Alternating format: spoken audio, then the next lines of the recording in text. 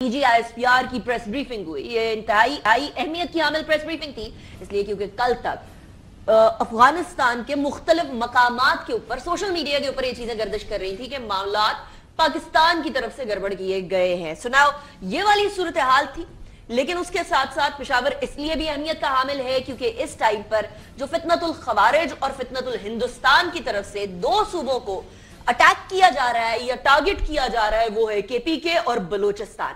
इन दोनों ही सूबों के अंदर ये जितनी कार्रवाइयां हो रही हैं, इन कार्रवाइयों के रिजल्ट में इन कार्रवाइयों को रोकने के लिए इंटेलिजेंस बेस्ड ऑपरेशंस भी हो रहे हैं। लेकिन इंटेलिजेंस बेस्ड ऑपरेशंस कई सालों के कंपैरिजन में इस बार 50,000 से ज्यादा होना इस बात की अक्कासी है कि एटलीस्ट ये बात तो वाज़ेह है कि रोज के रोज तकरीबन 200 के करीब इंटेलिजेंस बेस्ड ऑपरेशन हो रहे हैं और हमारी अफवाज, हमारी जितने लॉ एनफोर्समेंट इदारे हैं, पुलिस है, वो दहशत गर्दों को पकड़ने के लिए कंप्लीटली एक्टिव है। लेकिन अफगानिस्तान के हवाले से जब पूछा गया सवाल तो DGISPR लेफ्टिनेंट जनरल अहमद शरीफ ने क्या फरमाया, सुने जरा।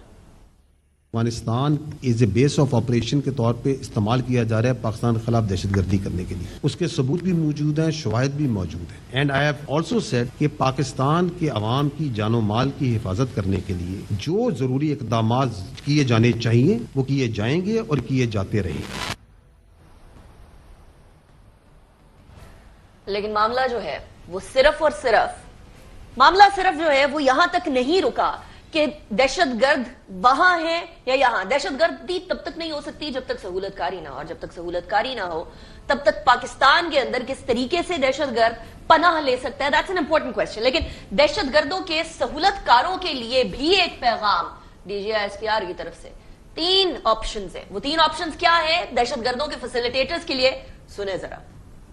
आज पाकिस्तान ये बात भी वाजे करना चाहती कि खारजी दहशतगर्द और उनके सहूलतकार, चाहे वो कोई भी हो, किसी भी ओहदे पे हो, उसके लिए जमीन तंग कर दी जाएगी। हम ये बात भी वाजे करना चाहते हैं, अब स्टेटस को नहीं चलेगा। जो शख्स या गिरोह किसी मजबूरी की वजह से, फायदे की वजह से खारजियों की सहूलतकारी कर रहा है, उसको पास 3 वाजे चॉइसेस है कि वो खुद इन खारजियों को रियासत के हवाले कर, या फिर वो दहशतगर्दी के खिलाफ कार्रवाइयों में रियासत के इदारों के साथ मिलकर इस नासूर को अपने अंजाम तक पहुंचाए। अगर ये दोनों काम नहीं करने तो फिर खारजियों के सहूलतकार होते हुए रास्ते पाकिस्तान की तरफ से भरपूर एक्शन के लिए तैयार हो जाए।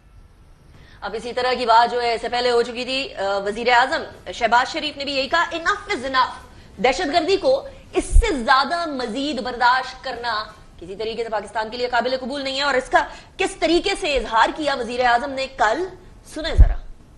Enough is enough. आग और पानी का खेल ये अब नहीं चल सकता। 24 करोड़ अवाम पूरी तरह यकसू हैं कि इन खवारिज का मुकम्मल हमेशा के लिए खात्मा किया जाए। शोहदा ने अपने खून से ये लकीर खींच दी है। पाकिस्तान को बचाने के लिए लड़ना, सहूलतकार उनको ठिकाने देते हैं रहने के लिए, वो इस जुर्म में बराबर की शरीक। रात आप लोग जो मेहनत कर रहे हैं, ये मेहनत रायगां चली जाएगी खुदा न खास्ता अगर हमने इस दहशत गर्दी का मुकम्मल तौर पर खात्मा न किया और इसका सर न कुचला। वक्त आ गया आज दहशतगर्दी का मुकाबला करने के लिए एक और चीज जरूरी है, और वो है कि ये अवामिल क्या है। बिकॉज दहशतगर्दी से नबरदाज़मा होने के लिए सिर्फ हुकूमत, सिर्फ फौज, सिर्फ सियासी जमात, सिर्फ सूबाई हुकूमत, इस तरीके से मामला नहीं चल सकता। Whole of the nation approach चाहिए होगा, अवाम से लेकर लॉ एनफोर्समेंट एजेंसी से लेकर अफवाज से लेकर हुकूमत से लेकर सारी सियासी जमातों का एक यूनानिमिटी होना इंतहाई अहमियत की हामिल है।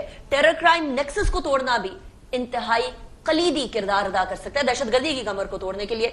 DGISPR ने इसके ऊपर भी नजर डाली, तो देखें जरा।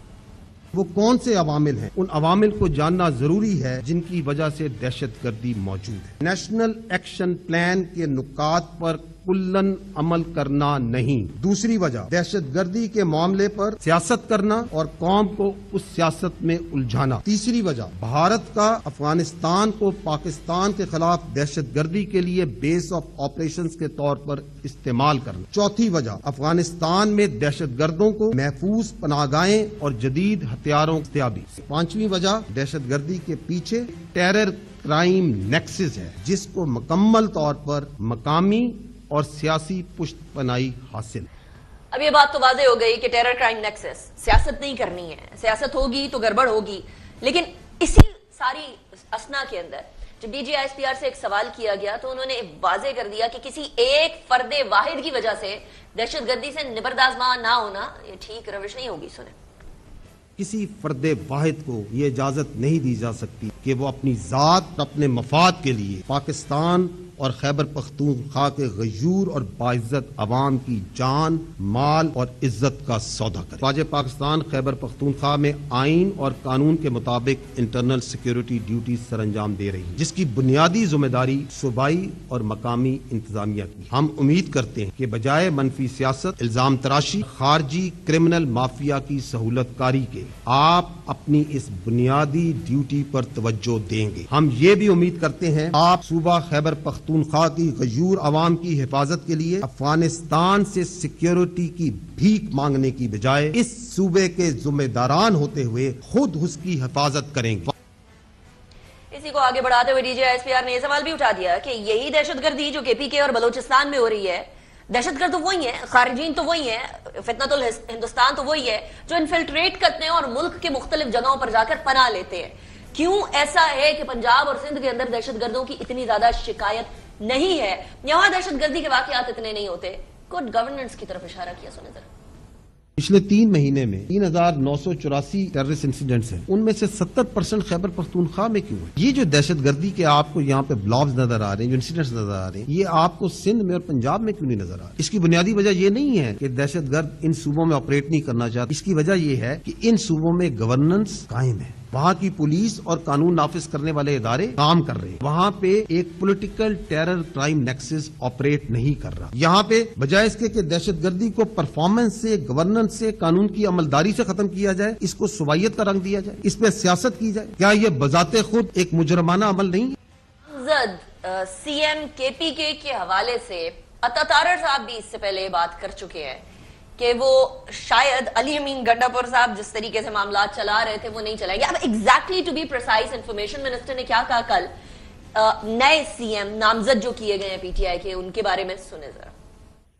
مٹھی بھر دہشت گرد ان کو سہولت کاری ملتی ہے جیل میں بیٹھے ہوئے شخص سے جو دہشت گردوں کا چیف سپانسر ہے. کے پی کی پالیٹکس بھی اسی چیز کے ارد گرد گھوم رہی ہے. علی امین گنڈا پور سے رنجش یہ تھی کہ تم دہشت گردوں کی ٹھیک طرح سے سہولت کاری نہیں کر پا رہے. اب انہوں نے کہا کہ ایسا بندہ لاؤ جو ایک فیوجیٹو اور ایک اشتہاری اور ایک بھگوڑے کا قریبی ساتھی ہو. تو یہ جو سہیل آفریدی کو لایا گیا ہے یہ اس لیے لایا گیا ہے دہشت گرد اور ان کے سہولت کاروں کو مکمل طور پہ سپورٹ کیا جائے اور ان کو فری ہینڈ دیا جائے کے پی پروونس کے اندر. میں بہت کلیئرٹی سے بتا دوں کے پی کی حکومت کو اور تحریک انصاف کو قطعاً اجازت نہیں دیں گے جو آپ چاہتے ہیں.